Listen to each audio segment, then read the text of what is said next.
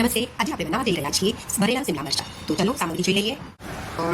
દાળિયા મેં 1/3 કપ દાળિયા અને 1/3 કપ શિંગદાણા લીધા છે, 2 ટીસ્પૂન ધાણા લીધું છે, પછી તેમાં 5 ચમચી હિંગ છે, અડધી ચમચી હળદર છે, સ્વાદ અનુસાર મીઠું છે, ગોળ મેં 4 ટીસ્પૂન ગોળનો પાવડર લીધો છે, જેગરી પાવડર, લીંબુ અમે 1 લીંબુના ફાડા કરી લીધા છે અને એ લીંબુનો રસ લઈશ, મરચાં સ્વાદ અનુસાર તીખું કેટલું જોઈએ છે, મેં 3 મરચાં કટ કરી નાખ્યા છે અને શિંગદાણા પણ 1/3 કપ લીધા છે, જેને આપણે હવે એમાંથી શિંગદાણાને શેકી લીધા છે અને એમાંથી આપણે છોતરાઓને અલગ કરી નાખીશું.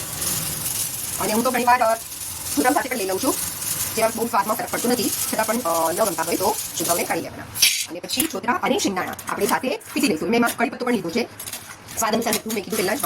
અને આ આપણે બધું સાથે મિક્સર ગ્રાઇન્ડરમાં પીસી લઈશું. એમાં સાથે હું લીલા મરચાં નાખી દઈશ, એ બધું પીસાઈ જશે.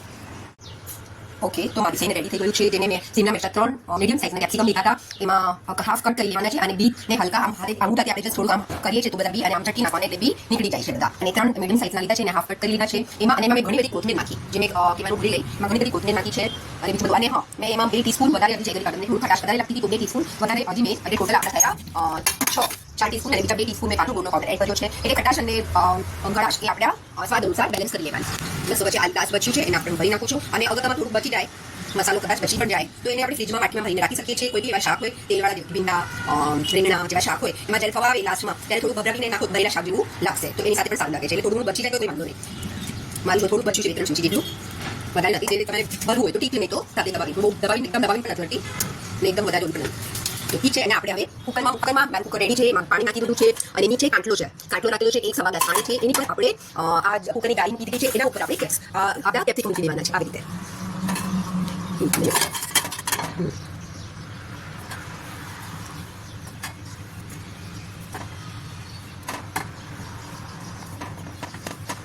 અમે મૂકી દીધા છે કેપ્સિકમ અને હવે એને ગેસને ઢાંકણ બંધ કરીને આપણે એને 2 સીટી મારી દઈશું.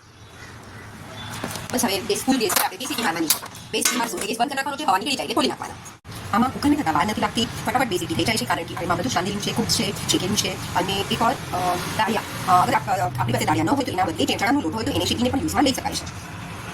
તો હવે આપણા કેપ્સિકમ રેડી થઈ ગયા છે, એકદમ ગરમ ગરમ નહીં કાઢવાના, થોડા ઠંડા થાય, હાથેથી હોલ્ડ કરી શકે એવા હોય ત્યારે કાઢી લેવાના. અને હવે આપણે એમાં વઘાર કરશું. મેં વઘાર માટે 1 પાવલી તેલ લીધું છે, એમાં મેં વઘાર કરી લીધો છે, અડધી 1 ચમચી જેટલી રાઈ છે, એમાં રાઈ, જીરું, થોડી 5 ચમચી હિંગ અને પછી એમાં છેલ્લે ગેસ બંધ કરીને ફટાફટ તલ ભભરાવી દેવાના. તલ ભભરાઈ જાય એટલે આપણે હવે આના પર નાખી દઈશું. આપણે હું ચમચી નાખું છું.